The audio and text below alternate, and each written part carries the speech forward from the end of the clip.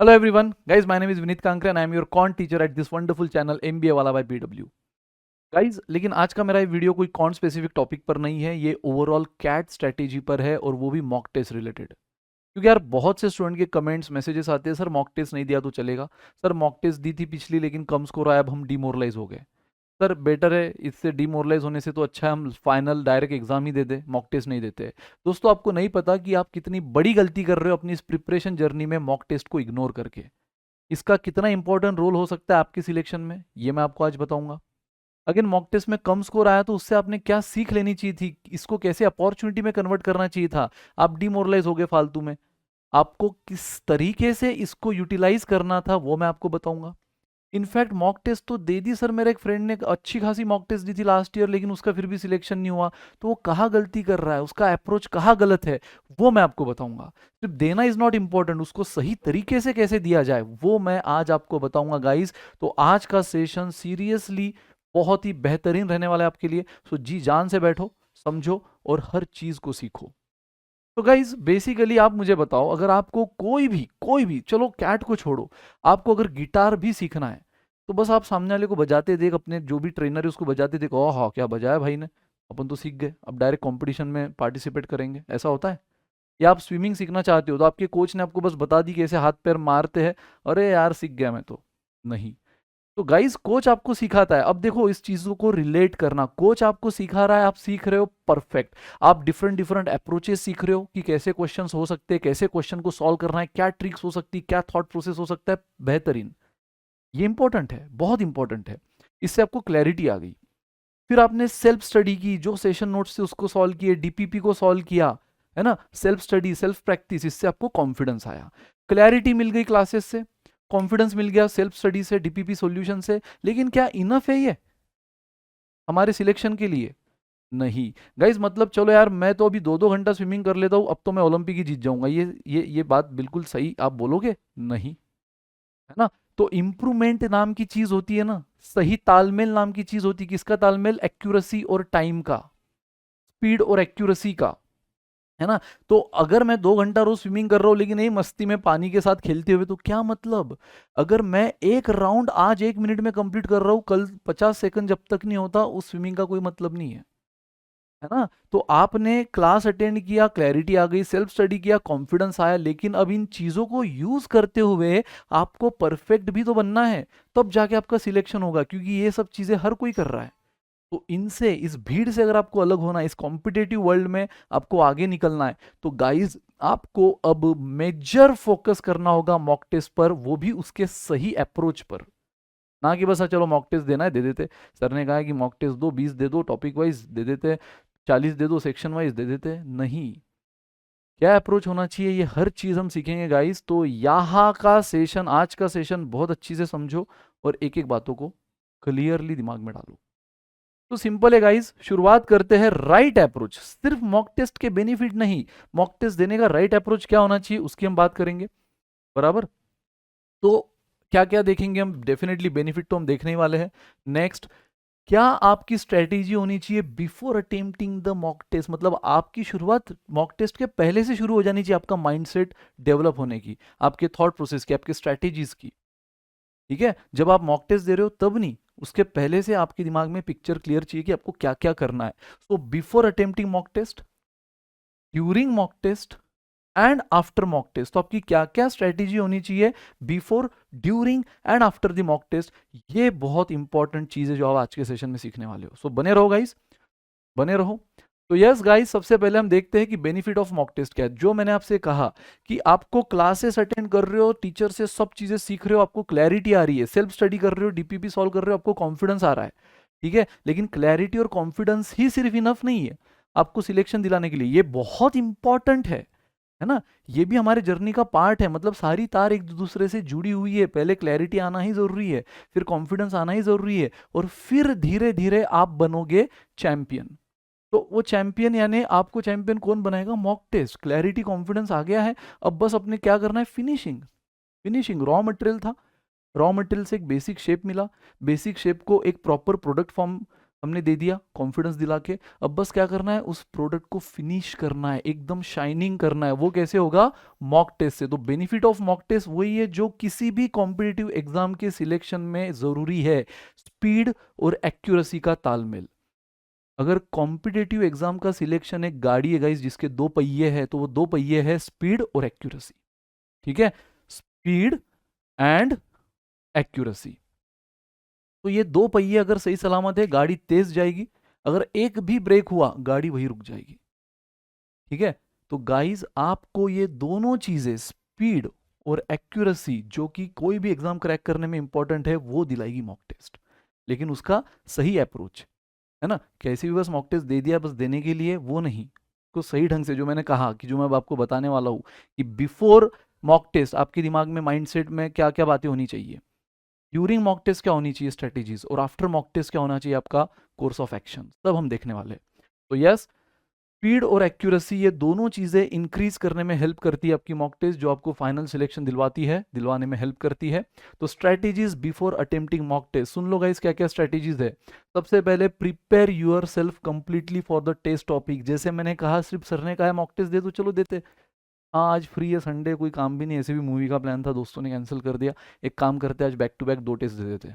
नहीं, सिर्फ देने के लिए नहीं देना है, उस जो भी टेस्ट आप देना चाहते हो उसमें पहले अपने आप को बेस्ट करो और फिर दो, है ना। सिंपल सी बात है, अगर आप स्विमिंग कंपटीशन में जा रहे हो तो कल रात को आप बैडमिंटन खेलने की प्रैक्टिस नहीं कर सकते हो। अगर आप गिटार कंपटीशन में जा रहे हो तो फ्लूट बजाने की प्रैक्टिस नहीं कर सकते हो। उसी तरह गाइज, अगर आप जिस टॉपिक की मॉक टेस्ट देना चाहते हो, पहले वो टॉपिक, सिर्फ वो टॉपिक पहले अच्छी से प्रिपेयर कर लो। ठीक है, तो फिर वो मॉक टेस्ट का कुछ तो फ्रूट निकलेगा और उससे कुछ चीजें आप सीखोगे भी, उसके गलत रिजल्ट से भी कुछ अच्छी चीजें सीखोगे। तो prepare yourself completely for the test topic. अगर पढ़ाई करके ही नहीं गए और फिर मॉक टेस्ट में कम स्कोर आया तो ब्लेम किसको करोगे फिर तो अपने आप को ही ब्लेम करो, है ना। आप पढ़ने के बाद भी गलत स्कोर आ रहा है तो फिर कहाँ गलती हुई, वो देखने में मजा आएगा। ठीक है, तो yes, second, be clear about your strengths and weakness. पहले ही समझ जाओ। फॉर एग्जांपल, अगर आप कॉन्ट की मॉक टेस्ट दे रहे हो, सेक्शन वाइज दे रहे हो, अरिथमेटिक की दे रहे हो, तो अरिथमेटिक में आपको पता चाहिए कि आपकी स्ट्रेंथ क्या है। यार ऐसे कौन से वो टॉपिक है जो दिखा कि मैं हमेशा फेल ही देता हूँ, मतलब ये तो कप ऑफ टी है मेरी, इसको मैं कभी नहीं छोड़ता। परसेंट हो गया, रेशो हो गया, इंटरेस्ट हो गया, जो भी आपकी है, X Y Z, time speed distance हो गया, टाइम वर्क हो गया, पूरा अरिथमेटिक हो गया कि सर अरिथमेटिक तो हो जाता है, ज्योमेट्री में प्रॉब्लम आता है। तो स्ट्रेंथ भी समझ गई, वीकनेस भी समझ गई। तो एग्जाम में अब आप क्लियर हो ना कि कौन से टाइप के क्वेश्चन को पहले उठाना है ना, कौन से क्वेश्चन को पहले उठाना है, इस पर हमें अब पूरी तरह क्लैरिटी है। क्यों? क्योंकि हमें पता है हमारी स्ट्रेंथ क्या है, हमारी वीकनेस क्या है। और ये चालू एग्जाम में नहीं आप सोचोगे, अपने आप से पूछोगे यार मेरे को क्या आता है, मेरे को क्या नहीं आता है। ये आपको पहले से माइंडसेट क्लियर करना होगा। आपको पता है आज आप जो टेस्ट दे रहे हो कौन से टॉपिक पे, पहले तो उसको पूरी तरह प्रिपेयर करो। फिर उस टॉपिक में कौन से वो कॉन्सेप्ट है जिसमें आप एकदम चैंपियन हो, कौन से वो कॉन्सेप्ट है जिसमें आप थोड़े से अभी भी ढीले हो, है ना, वो समझो। और उसके हिसाब से क्वेश्चन का सिलेक्शन, ये चीज आपको हेल्प करेगी क्वेश्चन का सिलेक्शन करने में। तो just sit and be relaxed 15 minute before the test. 15 minute, test शुरू होने के 15 मिनट पहले तक, वो बीच में, यानी अब आपकी टेस्ट है और उसके 15 लास्ट 15 मिनट जो होता है ना टेस्ट शुरू होने से पहले, उसमें कुछ मत करो। स्टूडेंट की एक बड़ी गंदी आदत होती है, लास्ट सेकंड तक, मैं मिनट भी नहीं बोलूंगा, लास्ट सेकंड तक कुछ तो करते रहते और फॉर्मूला देख लेते, अरे ये वो वाला क्वेश्चन देख लेते, ये अप्रोच देख लेते। पता है इतनी खिचड़ी मच जाती है ना दिमाग में कि जो आती चीज है वो भी पूरी मेस्ड अप हो जाती है। सो गाइज बिलीव मी, वो 15 मिनट शांत रहो, रिलैक्स रहो। आपको म्यूजिक में इंटरेस्ट है, म्यूजिक सुनो, खुद गाने में इंटरेस्ट है, गाते रहो, गुनगुनाते रहो। ठीक है, लेकिन लास्ट, मतलब जब बस टेस्ट देना ही है, 15 मिनट बाकी, उस 15 मिनट में रिलैक्स करो अपने आप को, जो भी बेटर लगे वो करो, लेकिन आखिरी तक वो पेजेस, वो फॉर्मूलाज, वो रटो मत, है ना। तो उससे क्या होगा, आपका माइंडसेट एकदम शांत होगा, जिससे आप अपने आप को प्रेशराइज नहीं कर रहे हो, पैनिक नहीं हो रहे हो। आखिरी सेकंड तक हर चीज पढ़ने से, पता है, एक प्रेशर बिल्ट होते रहता है और उसकी स्पीड दुगनी तिगनी चौगनी होती जब एग्जाम, जब जस्ट टेस्ट पास में आ रही हो, और उसी पीरियड में आप अपने आप को और ज्यादा प्रेशराइज कर रहे हो पढ़कर। रिलैक्स करो, वो चीज जो आपका प्रेशर हल्का करे उस 15 मिनट में, ना कि वो चीज जो बढ़ाए। तो प्रेशराइज नहीं करना है अपने आप को, पैनिक नहीं होना है। गाइस ये प्रूवन है, ये साइंटिफिकली प्रूवन है कि आपका सबकॉन्शियस माइंड बड़ा इंपॉर्टेंट रोल प्ले करता है ऐसी एग्जाम्स में। आप हर चीज पढ़े हो क्लास में, लेकिन उस मोमेंट पे भूल जाते हो प्रेशर की वजह से। उस मोमेंट पे भूल जाते हो पैनिकनेस की वजह से। अच्छे अच्छे एग्जाम्पल यार अपने एक्सपीरियंस में, अपने लाइफ में मैंने देखे हैं, जिनसे काफ़ी कुछ उम्मीद थी लेकिन एग्जाम में कुछ अलग ही करके आए वो बच्चे, क्योंकि अपने आप को इतना प्रेशराइज कर दिया, सब चीज़ें भूल गए। और ये भी उसका रिवर्स भी बिल्कुल ट्रू है कि हर चीज स्टोर्ड होती है। आपने क्लास में हर चीज की है, 15 मिनट अपने आप को रिलैक्स करो, एक आध टॉपिक में आप भला ही पूरी तरह पढ़ के नहीं गए हो लेकिन वो दिमाग में स्टोर्ड है। अगर आप उस मोमेंट पे अपने आप को रिलैक्स कर दो ना, तो डेफिनेटली गाइज हो सकता है वो चीजें आपको रिकॉल भी हो जाए। मतलब जो चीजें आती है अपने आप को प्रेशराइज करने से आप वो भूल भी सकते हो, और जो चीजें आप कभी तो पढ़े हो, दिमाग में स्टोर है लेकिन बस अभी रिवाइज नहीं की, उसको आपने ऐसे ही छोड़ दिया था कि छोड़ यार ये थोड़ा टफ इसलिए ऑप्शन में डालता हूँ, बस मैंने पढ़ लिया था, सर ने पढ़ाया था, थोड़ा बहुत पता है लेकिन अब इसको नहीं कर रहा हूँ मैं। लेकिन एंड मोमेंट पे अगर आप काम हो, रिलैक्स्ड हो, तो शायद वो चीज़ें रिकॉल हो जाए। ये साइंटिफिकली प्रूवन है, सबकॉन्शियस माइंड अच्छा रोल प्ले करता है। तो बस अपने आप को प्रेशराइज कभी मत होने देना। नाउ, तो ये थी कुछ स्ट्रेटेजीज बिफोर द एग्जाम की। पैनिक नहीं होना है, प्रेशराइज नहीं होना है, 15 मिनट रिलैक्स रहो, जो चीज़ आपको अच्छी लगती, गाना गाना, गुनगुनाना, सुनना, वो करो 15 मिनट लास्ट स्टार्ट होने से पहले। जो भी कंसेप्ट पे टेस्ट है वो पूरी तरह पढ़ के गए हो, मेक श्योर। और उससे रिलेटेड आपकी स्ट्रेंथ और वीकनेस का जजमेंट ले लो कि कौन सी टॉपिक, इस पर्टिकुलर टेस्ट आज भाई इन इन टॉपिक पर एग्जाम है, तो उसमें मैं किस में बेस्ट हूँ और मैं किस में फिलहाल वीक हूँ। तो दैट वो आपको क्वेश्चन सिलेक्शन में हेल्प करेगा। तो ये हो गया before the test. Now during the test, कि अब टेस्ट स्टार्ट हो रही भाई, तो आपको किन किन बातों पे फोकस करना है। सबसे पहले focus should not be on 100% attempt. Guys ये सबसे बड़ी गलती स्टूडेंट करते हैं, भाई मेरे को सब अटेम्प्ट करना है, मेरे को सब अटेम्प्ट करना है। नहीं, आपको ये चीज हमने काफी बार बोल दी है कि आपको सारे जो, अगर मैं कैट स्पेसिफिक बात करूं तो आपको 100% पेपर अटेम्प्ट करना ही नहीं है, कोई नहीं कर रहा है। जो कम से कम टॉपर से, जो टॉप 20 स्कूल से लेने वाले, वो तो नहीं कर रहे हैं, है ना। जो ऐसी तुक्केबाजी में जाके आ रहा है कि पढ़ा तो है नहीं, बस तुक्के मार देंगे, जो भी आया भाई जय माता दी, नहीं मिले तो नहीं मिले, ऐसी भी कौन सी पढ़ाई की थी, मैं उनकी बात नहीं कर रहा हूँ। जो प्रॉपर स्ट्रैटेजिकली पढ़ाई करके आने वाले हैं, पढ़ाई करके टेस्ट देने वाले हैं, एग्जाम क्रैक करने वाले हैं, टॉप 20 स्कूल लेने वाले हैं, वो तो पूरा पेपर अटेम्प्ट नहीं करते, ना ही आपको करना है। तो focus should never be on 100% attempt. Focus होना चाहिए आपका 100% accuracy with maximum attempt, with maximum. अगर मैं कंटेंट की बात करूं, तो अभी हाल ही में राहुल सर ने आपका एक सेशन लिया भी था, स्ट्रेटेजी वीडियो, जिसमें बोला भी था कि आपको 22 क्वेश्चन में से 14 क्वेश्चन, 14 क्वालिटी क्वेश्चंस करने गाइस, बट विथ 100% एक्यूरेसी, तो you will get more than 99.85 percentile. ठीक है, सो गाइस 100% एक्यूरेसी पे फोकस करो, ना कि 100% अटेम्प्ट पे। अगर ये रहा ना आपका फोकस, और मैक्सिमम अटेम्प्ट, मैं नहीं बोलूंगा 14, 15, 13, वो तो आप समझ ही गए हो, लेकिन मैक्सिमम से मैक्सिमम, ऐसा नहीं कि 14 हो गए लेकिन 15 आ भी रहा है तो छोड़ दो, नहीं, टाइम है तो करो, है ना। लेकिन 14 ही करने के चक्कर में जबरदस्ती एंड मोमेंट पे पैनिक हो जाओ, वो भी ना करो। तो बस इसलिए मैंने कहा कि 100% एक्यूरेसी विथ मैक्सिमम अटेम्प्ट, ये आपकी स्ट्रैटेजी फोकस होना चाहिए, ना कि पूरा अटेम्प्ट करना। और पूरा अटेम्प्ट करने के चक्कर में आप अननेसेसरी टाइम भी फटाफट करने के चक्कर में एक्यूरेसी गवा दोगे, है ना। एक्यूरेसी गई तो उस स्पीड का कोई मतलब ही नहीं, कि मिलना तो निगेटिव है। तो focus should be on 100% accuracy rather than 100% attempt. Select the best question. Again ये बेस्ट क्वेश्चन सिलेक्शन कब होगा, जब आप पहले वाला जो प्रोसेस था, जो मैंने कहा बिफोर द टेस्ट, टेस्ट शुरू होने से पहले आपको क्या फोकस करना है कि आज जो टॉपिक है उसमें मेरा स्ट्रेंथ क्या, उसमें मेरी वीकनेस क्या। अगर उस पर आपने पहले काम कर रखा है तो आप बेस्ट क्वेश्चन सिलेक्ट करोगे। अगर आपको पता है यार प्रॉफिट लॉस के क्वेश्चन जनरली मैं छोड़ता ही नहीं हूँ, मेरे को तो पेल देता हूँ, टाइम स्पीड डिस्टेंस तो यार एकदम गजब है मेरा, तो वो क्वेश्चन आपको ऑटोमेटिक सिलेक्शन में हेल्प करेगा। कि जैसे वो क्वेश्चन की लैंग्वेज पढ़ी आपको समझ, अरे ये तो टाइम स्पीड का है, ये तो अपनी कप ऑफ टी है, लो भाई इसको, है ना। तो बेस्ट क्वेश्चन सिलेक्ट करने में हेल्प होगी आपकी वो एनालिसिस जो आपने पहले कर रखी है। Now leave wrongly selected question on time. देखो यार परफेक्ट कोई नहीं होता, आमिर खान को मिस्टर परफेक्शनिस्ट बोलते, लेकिन वो भी कभी कभी गलत मूवी सिलेक्ट कर लेता है ना। ऐसा नहीं कि वो जो भी मूवी ले रहा सब बेस्ट ही है, इन दिनों में तो आप देख ही रहे होगे। तो भाई हमने बेस्ट क्वेश्चन सिलेक्ट करना है, ये हमारा स्ट्रैटेजी है। बट चलो यार एग्जाम में है, कभी कभार होता है कि हमने इतनी बेस्ट तरीके से मान लो एक टॉपिक पढ़ा है और उसका क्वेश्चन दिख गया और हमने उसको सिलेक्ट कर लिया, क्योंकि हमें तो लगा था ये तो हमारी स्ट्रेंथ है, होता है ना, जिसको हमने स्ट्रेंथ मानी थी उससे रिलेटेड एक क्वेश्चन आया और उसको हमने सॉल्व करने ले लिया। लेकिन क्वेश्चन में था एक बहुत बड़ा ट्विस्ट, एक बहुत अजीब लैंग्वेज, है ना। तो यार अब वो टैकल नहीं हो रही है तो इस चीज को ईगो पे नहीं लेना। I repeat my words, ego पे नहीं लेना है। स्टूडेंट लेते हैं, स्टूडेंट ये बातों को ईगो पे ले लेते कि नहीं यार ये टॉपिक को तो मैंने इतना किया, ये तो मेरी स्ट्रेंथ है, ये मेरे से कैसे नहीं हो रहा है, ये तो करके रहूंगा। ये चक्कर में कहाँ 5 6 7 8 मिनट आप ऐसे ही वेस्ट कर देते हो जिसका कोई फ्रूट नहीं निकलता, और निकला तो भी वो फ्रूट कोई काम का नहीं, क्योंकि उसके बदले में आपने 4 5 क्वेश्चन तो वैसे ही दम तोड़ दिए। तो गाइज, अगर आपने कोई रॉन्ग क्वेश्चन सिलेक्ट कर दिया है तो उसको सही टाइम पे छोड़ना भी एक बेस्ट स्ट्रेटेजी मानी जाती है। हमेशा सिलेक्ट तो बेस्ट क्वेश्चन ही करो, जो अगेन आपको कब होगा, बार बार मॉक टेस्ट देने से आपको पता चलेगा कि कौन सा चीज़, कौन सा कंसेप्ट, कौन सा टॉपिक आपकी कप ऑफ टी है, कौन सा नहीं है, किसमें आप ज़्यादा टाइम लेते हो, किसमें आप कम टाइम लेते हो, कौन से सेक्शन में आप फास्ट हो, किसमें आप वीक हो। ये सब मॉक टेस्ट देने से पता चलेगा। लेकिन मॉक टेस्ट भी अप्रोच क्या, बिफोर क्या स्ट्रेटेजी होनी चाहिए जो मैंने पहले बताई, स्ट्रेंथ और वीकनेस। फिर ड्यूरिंग क्या स्ट्रेटेजी होनी चाहिए, फोकस किस पे होना चाहिए। फटाफट करने के चक्कर में एक्यूरेसी को हैम्पर मत करो, हमें 100% अटेम्प्ट नहीं करना है, हमें 100% एक्यूरेसी चाहिए। ठीक है।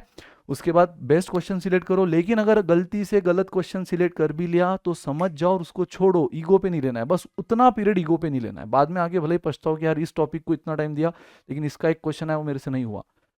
बाद में कितना भी रो नहीं चलेगा चलेगा, लेकिन उस पीरियड में नहीं, उस पीरियड में उसको छोड़ना है। ठीक है। अगर आपने समझ लिया कि ये मेरे से नहीं होने वाला है, उसको छोड़ना है। नेक्स्ट, डोंट रिलाई ऑन गेसिंग। मैक्सिमम स्टूडेंट का ये प्रॉब्लम होता है, वो तुक्का, यार मेरा 80% आ रहा है, ऑप्शन में 85 दिया है। ये बहुत बड़ा डिफरेंस है यार। ऑप्शन में एक 87 भी है, ऑप्शन में एक 90 भी है, ऑप्शन में एक 75 भी है, लेकिन 80 आने से बस आपने क्लोज ऑप्शन पे टिक करना। हो सकता है आपका अप्रोच कहीं ना कहीं गलत हो। इतना उतना सा डाउट, अगर इतना उतना सा डिफरेंस है, वो भी क्वेश्चन ने बोला है what is the approximate value of this, what is the approximate value of that, तब अप्रोक्सीमेशन लगाओ। लेकिन आपने कुछ तो रैंडमली कुछ भी सोच के, जिसमें आप खुद अपने आप को मानते हो कि आपने कुछ तो रैंडम ही सोचा है, you are not that much confident कि मैंने सही सोचा है, रैंडमली सोचा है, कुछ तो आंसर आ गया है, ऑप्शन से कुछ तो मैच कर रहा है, टिक कर दिया, नहीं। और ये तो भी आप सोच के कर रहे हो। कोई कोई स्टूडेंट तो अरे यार इसका शायद ये हो सकता है, मार दिया तुक्का, सब अटेम्प्ट करने। क्योंकि स्टूडेंट क्या सोचते हैं, ये मैं मॉक टेस्ट की बात कर रहा हूँ, स्टूडेंट सोचते हैं कि मॉक टेस्ट ही तो है, क्या फर्क पड़ रहा है, इसका थोड़ी रिजल्ट हमें बेस्ट बी स्कूल देने वाला है ना। तो उसमें वो तुक्का मार लेते, और मान लो तुक्के में एक आध आंसर करेक्ट निकल गया, तो आप तो अंडर इंप्रेशन हो जाओगे कि यार अरे ये तो आपसे आ गया, ये क्वेश्चन तो आपसे आ गया, इतना स्कोर आपका आया है।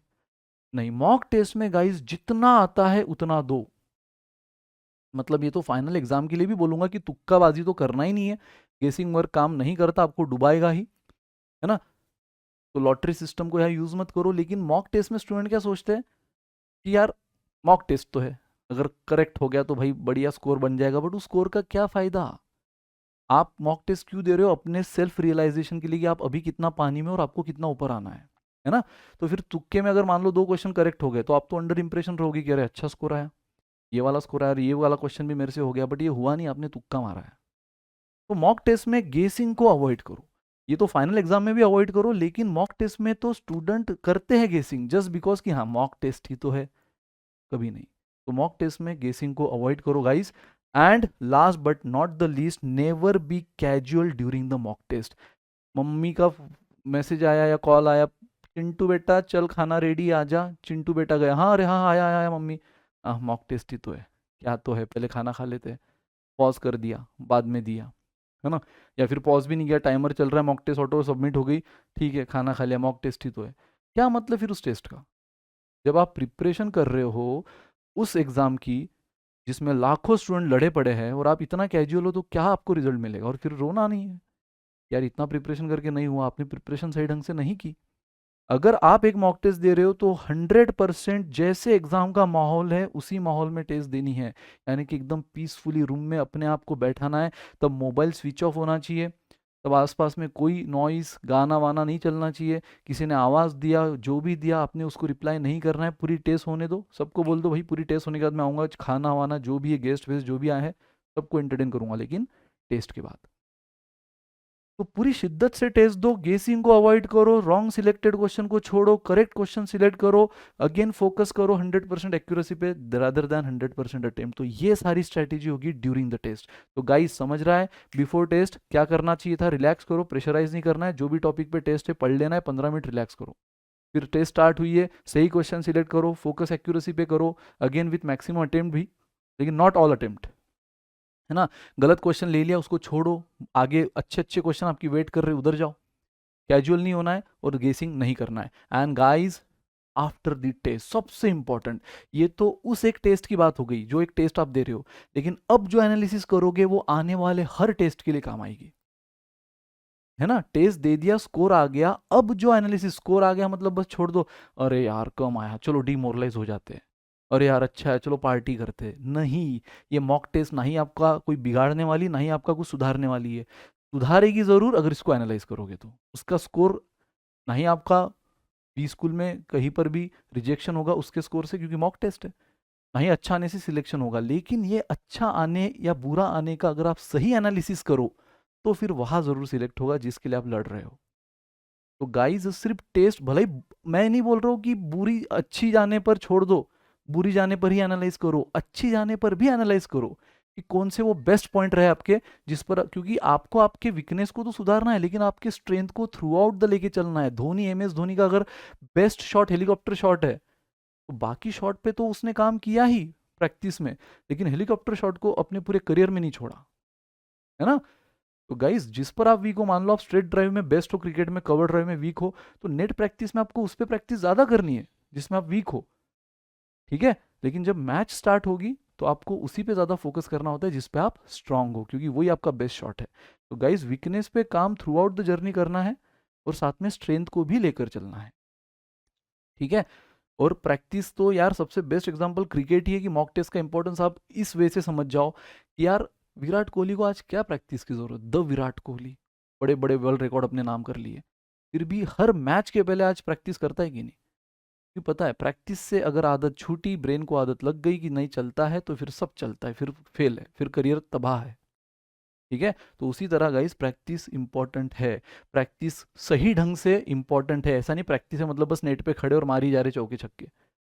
सही ढंग से कौन से बॉल पे कैसा हमारा अप्रोच होना चाहिए, उसी तरह कौन से क्वेश्चन पे, कौन से एग्जाम में, कौन से सेक्शन पे क्या अप्रोच होना चाहिए, ये आपको मॉक टेस्ट सिखाएगा, ठीक है। तो गाइज, अब हो गया आपका टेस्ट, अब आ गया रिजल्ट। सही गलत डजेंट मैटर, डिमोरलाइज भी नहीं होना है और ओवर कॉन्फिडेंट भी नहीं होना है। अच्छा रिजल्ट आने पर आपको बस करना है सही analysis after the mock test. क्या एनालाइज करना है आपको कि आप एनालाइज ऑल रॉन्ग क्वेश्चन, जहां आपने अटेम्प्ट किया बट निगेटिव मार्क मिले, निगेटिव मार्क मिले, तो भाई वहां गलती कैसे हुई? क्योंकि हमने तो गेसिंग वर्क हमने अवॉइड करना है, तो फिर जो भी अटेम्प्ट हमने किया है वो हमने सही मेथड को अप्लाई करके किया। बट हो सकता है ना, इंसान है, थोड़ी कैलकुलेशन मिस्टेक हो गई होगी, या क्वेश्चन की इतनी सी लैंग्वेज थोड़ा समझने में आप गलती कर दिए होंगे, तो वो चीज़ आपको समझ में आएगी और वो गलती फिर नेक्स्ट मॉक टेस्ट में कभी नहीं होगी। जब भी उस टाइप का कोई क्वेश्चन आएगा, आप हमेशा अलर्ट होगी कि यार देखो मेरे से वो गलती हुई थी, है ना। उसने इंक्रीज बाय 40% बोल दिया था, मैं इंक्रीज अप टू 40% ले लिया, XYZ जो भी कोई रीजन हो सकता है। तो आप हमेशा अलर्ट रहोगे ऐसे क्वेश्चन पढ़ते समय, ठीक है। तो गाइज, रॉन्ग क्वेश्चन जो हुए, निगेटिव गए, वो क्यों गए पहले देखो, पहले तो खुद ट्राई करो। अब करने वहां कर लिया आपने, अब पहले खुद अपने दम पे ट्राई करो और चेक करो कि हाँ यार मेरा गलत हुआ। और अगर इतना करने के बाद भी आपको नहीं समझ रहा यार मेरा गलत हुआ कहाँ, तो सॉल्यूशन दिए है, वो देख लो, कहाँ गलत हुआ समझ जाएगा। फ्रेंड है, दोस्त है, सर्कल है, टीचर्स है, डाउट इंजिन है अपना, वहां पूछो, है ना। Next, analyse all unattempted question. तो जो गलत हुए वो तो आपने देखना ही है कि यार इतना करके कैसे गलत हुआ। फिर जो अटेम्प्ट नहीं कर पाए, क्यों? क्योंकि टफ थे या फिर टाइम कम पड़ा, तो उन सारे क्वेश्चन को एनालाइज करो। यार वो इतनी अच्छी वैरायटी ऑफ क्वेश्चन आप छोड़ चुके हो ना, टाइम कम पड़ने की वजह से या आपको टफ लगने की वजह से। तो भाई, नेक्स्ट मॉक टेस्ट देने निकल दिए, जो क्वेश्चन आपसे नहीं बने वो तो पहले सीख लो कैसे करने। नेक्स्ट मॉक टेस्ट में वो आए तो फिर पेल दोगे ना, नहीं तो फिर अपना ही खेल हो जाएगा। तो यस, जो भी क्वेश्चन नहीं बने, अगली मॉक टेस्ट की घाई मतलब जल्दबाजी मत करो, है ना, आराम से, सही ढंग से। तो जो भी गलत क्वेश्चन बने हैं उसको देखो करेक्ट कैसे करना था, जो अनअटेम्प्टेड रहे हैं उसको अटेम्प्ट करो। इतने बेस्ट क्वेश्चन प्रैक्टिस हो रही है आपकी, वो नहीं आने पर उसका भी सॉल्यूशन देखो, डाउट्स में पूछो। And guys, analyse. अब स्टूडेंट को लगता है चलो जो निगेटिव है वो देख लिए, जो अनअटेम्प्टेड है वो देख लिए, अब हो गया, अटेम्प्टेड क्यों देखना है, वो तो करेक्ट है। जो करेक्ट अटेम्प्टेड है ना, करेक्टली अटेम्प्टेड, वो क्यों देखना है, वो भी देखना होता है। Analyse all attempted question for which you took maximum time. ऐसे भी कुछ क्वेश्चन गए होंगे जो आपने रिक्वायरमेंट से ज्यादा टाइम ले लिया, जो बैक ऑफ द माइंड आपको था यार ये क्वेश्चन आ तो गया है, करेक्ट मैच तो हो गया है, बट कहीं ना कहीं मेरा अप्रोच गलत हुआ, कहीं ना कहीं मेरा प्रोसेस गलत हुई, शायद मैं कन्वेंशनल अप्रोच से गया, मैं इसकी ट्रिक नहीं समझ पाया। तो वो भी देखो सो दैट अगले एग्जाम में ऐसा कुछ क्वेश्चन आ जाए तो आप अपना टाइम बचाओगे। तो आपको तीनों चीजें देखना है, जो आपने अटेम्प्ट किया गलत हुआ, प्रायोरिटी पे देखना है क्यों कैसे गलत हुआ, जो आप अटेम्प्ट नहीं कर पाए उतनी अच्छी लेवल आप छोड़ दिए हो वो देखना है कैसे कर सकते थे सो दैट नेक्स्ट एग्जाम में आप वो बराबर से करोगे। तो ये तो करना ही है, साथ में जो अटेम्प्ट किया है करेक्ट भी आया है, हाँ छोड़ दो ये तो करेक्ट है फिर क्या देखें, नहीं, मैंने कहा है ना जो अपना बेस्ट शॉट है उस पर तो ज्यादा फोकस करना है, तो उसको तो देखना है कि यार ये तो जो था करेक्ट, अप्रोच सही था सही है, लेकिन जो करेक्ट होकर भी मन ही मन लग रहा है कि यार अप्रोच थोड़ा लेंदी लगा मेरे को, कॉल मैंने किया बट कन्वेंशनल लगा, तो उसको देखो सही ढंग से कैसे और हम कर सकते हैं, पहले तो खुद ही ट्राई करो, फिर सॉल्यूशन वीडियो सॉल्यूशन और ये सब चीजें देखो अगर नहीं खुद से हुए तो। ठीक है guys, maintain test analysis sheet guys, ये सबसे इंपॉर्टेंट है, ये अपने स्ट्रेटेजी का सबसे इंपॉर्टेंट पार्ट है, क्योंकि हर चीज आपने आज मॉक टेस्ट में कुछ एनालाइज किया, नेक्स्ट मॉक टेस्ट के एनालिसिस में आप पिछली भूल जाओगे और अगली टेस्ट में दूसरी भूल जाओगे। तो गाइज आपको ये सब क्यों कर रहे हो, आप उस फाइनल एग्जाम की तैयारी के लिए कि उस फाइनल एग्जाम में आपकी क्या स्ट्रेटेजी होनी चाहिए, कौन से क्वेश्चन आपके लिए बेस्ट रहेंगे, कौन से क्वेश्चन आपने बाद में अटेम्प्ट करना है, कौन सा सेक्शन आपके लिए बेस्ट रहेगा। ये एनालिसिस तभी होगी ना जब एक पीस ऑफ पेपर पे थ्रू आउट द जर्नी का आपके सामने एक रिजल्ट होगा, तब आप सबको एनालाइज करके आप बता पाओगे मेरा बेस्ट सेक्शन कौन सा, मेरा बेस्ट शॉट कौन सा, मेरे बेस्ट क्वेश्चंस कौन से, मेरा वीक सेक्शन कौन सा, उस पर मुझे कैसे खेलना है। ठीक है, तो आपको एक टेस्ट एनालिसिस शीट बनानी होगी, हर टेस्ट का स्कोर, डेट, स्कोर, किस टॉपिक पर थी, उसमें करेक्ट कितने, अनअटेम्प्टेड कितने, करेक्ट में निगेटिव कितने गए, सब एनालाइज करो guys. Same second test, topic कितना स्कोर हुआ, फिर उसमें अनअटेम्प्टेड कितने, अटेम्प्टेड कितने, अटेम्प्ट में करेक्ट कितने, रॉन्ग कितने, सब एनालाइज करो। तो यार आप डीमोरलाइज होकर टाइम बर्बाद ना करते समय इन चीज़ों पे फोकस करो, आपको पता भी नहीं चलेगा, टेस्ट का स्कोर, डर वर ये सब चीज़ें हट जाएगी, और इसका बेनिफिट आपका टेस्ट का इम्प्रूवमेंट जो है ना वो ग्राफ बढ़ाने में हेल्प करेगा, अगर इन पे सही काम करोगे। तो बस टेस्ट देते रहोगे, गलत स्कोर आ रहा है, डीमोरलाइज होते रहोगे, तो फिर इसका कोई मतलब नहीं, फिर वो तो टाइम वेस्ट ही कर रहे हो। तो इन पर अच्छे से खेलो guys, maintain test analysis sheet, topic wise score लिखो, इसमें आप कितना अटेम्प्ट किए, कितना नहीं कर पाए, जो कर पाए उसमें करेक्ट कितना, रॉन्ग कितना, जो नहीं कर पाए उसमें से नहीं आने वाले कितने, और टाइम के वजह से छूटे वो कितने, वो भी देखना होगा कि आप 50 क्वेश्चन में से कितने कर पाए, 15 क्वेश्चन में से कितने कर पाए टाइमली। अगर इस टेस्ट में 15 में से 10 कर पाए तो क्या नेक्स्ट टेस्ट में वो बढ़ रहा है, 10 का 11 हो रहा है, 12 हो रहा है, ये चीजें आपको देखनी होगी। यही चीज है जो आपको आपका परफॉर्मेंस बताएगी, जो समय के साथ बढ़ रहा है या कम हो रहा है, और वो बढ़ेगा ही गाइस, इसको सिस्टमेटिकली करोगे तो बढ़ेगा, मार्क माय वर्ड। ठीक है, and start working on your weakness before attempting next test. तो गाइस आपने अपने रॉन्ग क्वेश्चन मतलब रॉन्ग निगेटिव क्यों आया वो समझ लिया, अपने अनअटेम्प्टेड को फिर से कर कर उसमें एक बार एक्सपर्टीज हासिल कर ली, जो अटेम्प्टेड थे बट टाइम ज़्यादा लिया उसमें आप एक्सपर्ट बने अलग अप्रोच से, फिर आपने स्कोर से अपनी चीज़ों को समझा कि मैं कहाँ वीक जा रहा हूँ, मेरा वीक सेक्शन कौन सा, स्ट्रॉन्ग कौन सा, उस पर काम किया, तो अल्टीमेटली आपने क्या किया, आपने अपने वीकनेस पे काम किया बिफोर अटेम्प्टिंग नेक्स्ट टेस्ट। तो नेक्स्ट टेस्ट देते रहना, ये प्रोसेस रुकनी नहीं चाहिए, ये साइकिल अब चलनी चाहिए कंटिन्यूस, कब, 1 2 3 महीना नहीं, थ्रू आउट द एग्जाम। पहले टॉपिक वाइज स्टार्ट करो, फिर सेक्शन वाइज, फिर फुल लेंथ, है ना, टॉपिक वाइज से स्टार्ट करो, लोड मत लो ज़्यादा, जो टॉपिक हमारे होते जा रहे हैं टॉपिक वाइज, फिर फुल लेंथ, सेक्शन वाइज, फिर फुल लेंथ। ठीक है, लेकिन ये प्रोसेस चलती रहनी चाहिए, वीकनेस पे काम करो फिर अगली टेस्ट दो। तो this is the actual approach guys, this is the accurate approach for attempting mock test. तो पहली बात, मॉक टेस्ट के बेनिफिट बहुत है, तो मॉक टेस्ट नहीं देते, डिमोरलाइज हो जाते, ये सब एक्सक्यूजेस हटाओ। दूसरा सर मॉक टेस्ट ही तो एक कैजुअल अप्रोच से दे देंगे, गेसिंग कर लेंगे, तुक्का मार लेंगे, ये वाला एटीट्यूड भी हटाओ, शिद्दत से दो और फिर उसके रिजल्ट देखो, क्योंकि रिजल्ट मिल चुके हैं। बिलीव नहीं होता तो बड़े बड़े किसी भी कैटेगरी में, एमबीए की बात नहीं कर रहा हूँ, कोई भी कैटेगरी के जो टॉपर्स हैं उनके इंटरव्यू देखो, एक अपने सिलेक्शन का सबसे इंपॉर्टेंट रोल वो किसको अगर बताते हो, मॉक टेस्ट के सही अप्रोच को। ठीक है। सो बिफोर क्या करना है, काम रहना है, टॉपिक की पूरी तैयारी करना है। शॉर्ट में बता रहा हूँ, ड्यूरिंग क्या करना है, सही क्वेश्चन सिलेक्ट करना है, गलत क्वेश्चन को छोड़ना है, बट अगर ले भी लिया तो उसको सही टाइम पे छोड़ना है, ठीक है। एंड केसिंग वर्क नहीं, कैजुअल अप्रोच नहीं, और आफ्टर टेस्ट क्या, इन सब चीज़ों का एनालिसिस, ठीक है गाइज। और ये सब सही ढंग से थ्रू आउट द जर्नी करते रहोगे, साइकिल पूरी करते रहोगे, तो रिजल्ट इसका क्या मिलेगा गाइज, तो इसका सिंपल रिजल्ट मिलेगा आपको, जो इसके बेनिफिट है। क्या बेनिफिट मैंने बताया था, ये हेल्प करता है आपकी स्पीड इंक्रीज होने में। तो एट द एंड आपने पूरा प्लांट लगा दिया, उसको पानी दिए जा रहे हो, तो एट द एंड आपको फ्रूट मिलना ही है। तो फ्रूट क्या मिलेगा आपको, इंक्रीज द स्पीड। स्टूडेंट पूछते सर स्पीड कैसे बढ़ाए, सर एक्यूरेसी कैसे बढ़ाए, ये प्रैक्टिस से ही होगा। और प्रैक्टिस भी अगर आप मॉक टेस्ट के फॉर्म में करो तो इससे बेस्ट और कुछ नहीं। प्रैक्टिस प्रैक्टिस जो आप सेल्फ स्टडी डीपीपी कर रहे हो उससे आपका डेफिनेटली कॉन्फिडेंस बढ़ रहा है गाइज। लेकिन अगर स्पीड और एक्यूरेसी बढ़ानी है तो इंक्रीज स्पीड और इंक्रीज एक्यूरेसी आपको मिलेगी इसके सही यूटिलाइजेशन से, मॉक टेस्ट के।